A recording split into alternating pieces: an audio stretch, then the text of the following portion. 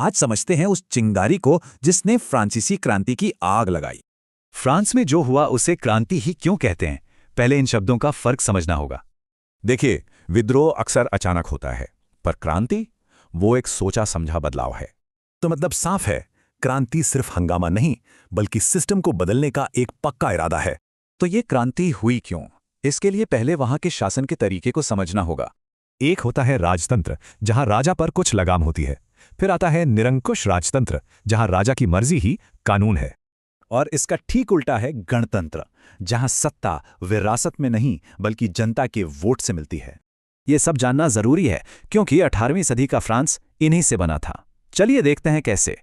1789 से ठीक पहले फ्रांस में प्राचीन राजतंत्र या ऑसियों रेजीम का दौर था। ये वो सिस्टम था जहां सारी ताकत राजा, पादरी और अमीर कुलीनों के हाथ में थी। और इस सिस्टम की जड़ में था समाज का बंटवारा, जन्म के आधार पर 3 हिस्सों में।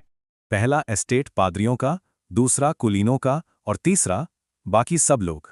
कोई किस स्टेट में पैदा हुआ है, बस यही उसकी पूरी जिंदगी की कहानी लिख देता था।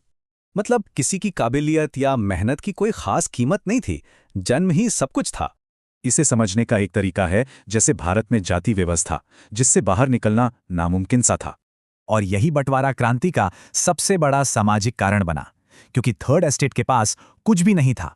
तो सवाल यही उठता है, जब समाज जन्म से बटा हो तो क्या क्रांति के बिना बदलाव आ सकता है?